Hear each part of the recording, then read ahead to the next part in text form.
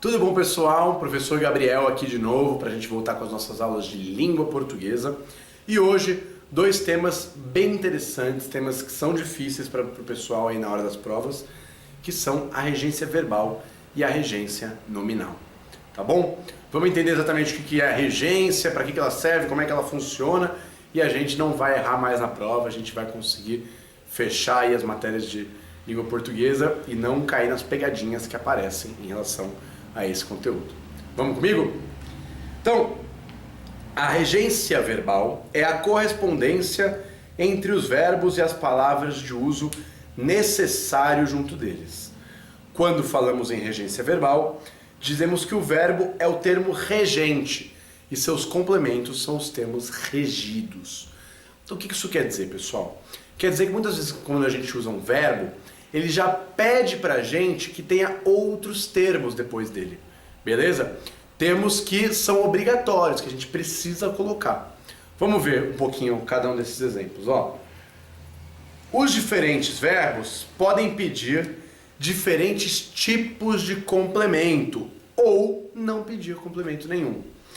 Em diferentes contextos, o mesmo verbo pode mudar de regência. Então, regência é aquilo que o verbo está pedindo que venha depois dele, entendeu? É aquilo que quando a gente fala a frase incompleta, o verbo fica...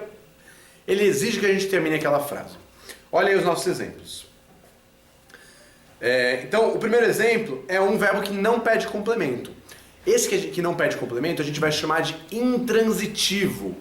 Ele não transita, ele não pede nada depois dele, tá bom?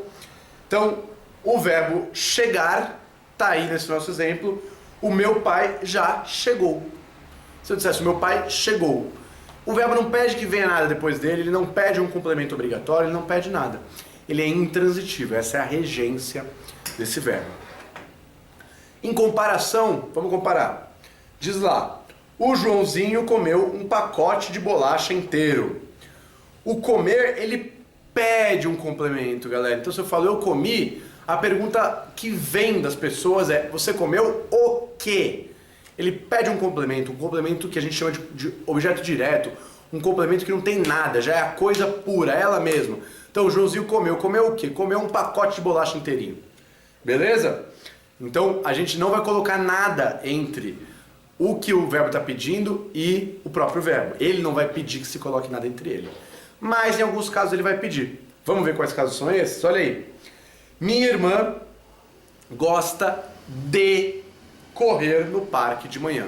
Tá vendo esse de aí, galera? Esse de é a nossa famosa preposição de, certo? Ela é uma preposição que ela vai ser regida por aquele verbo.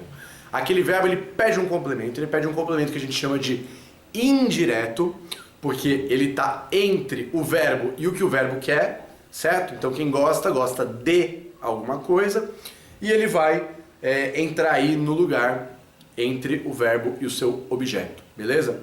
O que acontece? Acontece que nem todos os verbos eles pedem um de, né? Então, queria ver com vocês aqui alguns exemplos de regências verbais preposicionadas, ou seja, que pedem uma preposição, mas que não são a preposição, a mesma preposição, preposição de, beleza? Olha aí nossos exemplos. Os verbos que regem complementos com preposição têm preposições específicas, não pode ficar trocando, entendeu? A preposição é a mesma quando quando é o mesmo verbo. Uma vez ou outra pode mudar com e sem preposição, mas a preposição em si, essa nunca muda. Vamos ver nossos exemplos aí. Então olha lá, a primeira frase.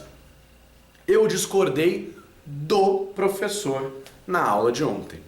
Então, pessoal, o verbo discordar, ele pede que a regência seja sempre a preposição de. Quem discorda, discorda de alguma coisa. Não discorda a, não discorda entre, não discorda com, discorda de alguma coisa, beleza? Eu discordei do professor na aula de ontem. Olha aí o nosso outro exemplo. O contrário agora, né? O prefeito concordou com seu assessor durante a reunião. Então quem concorda, concorda com. Né? Eu não concordo de, eu não concordo para, eu não concordo sem, eu concordo com alguém, certo? Tá essa ideia de companhia, essa ideia de junção. Aqueles que não viram a aula de preposição, dêem uma olhadinha e isso explica aí o funcionamento, essa regência que o verbo está impondo aí para a preposição. O verbo, como ele rege, faz a preposição ser um elemento regido nessa estrutura. A mesma coisa, tá lá, vamos à praia no feriado. Isso aqui, pessoal, isso aqui gera muita dúvida. Por quê? Porque quando a gente fala vamos a, né, é muito comum a gente falar vamos na praia, né? Mas segundo a norma padrão da língua, ou seja, as regras gramaticais, que a gente querendo ou não é o que cai nas provas, segundo as regras gramaticais, o verbo ir, ele pede que a preposição depois dele, ele rege a preposição a, beleza? Então, vamos à praia no feriado, ou vamos ao sítio no feriado, vamos ao interior no feriado, tá bom? Então, apareceu na prova, não é no, não é na, é a, porque é a preposição que o verbo ir pede. Da mesma forma, o verbo morar. Quem mora, mora em algum lugar, tá bom? Daí pode ser com contração. Então, mora no interior, mora em São Paulo, mora na Bahia, mas não mora de, não mora com, não mora sem, não mora... Beleza? Pra gente falar o lugar em que aquele verbo tá regendo o funcionamento da nossa estrutura aí. Beleza? Isso é regência verbal, pessoal. Ou seja, quando que os verbos vão reger o funcionamento das preposições de uma forma ou de outra e quais as preposições que eles vão pedir a partir disso. Agora, a gente passa para a regência nominal. A regência nominal, gente, é ainda mais fácil. Mas primeiro a gente precisa conceituar. Lembrando para vocês que nome, quando a gente fala de nome, a gente está falando de substantivo, mas também de adjetivo, tá? São formas nominais.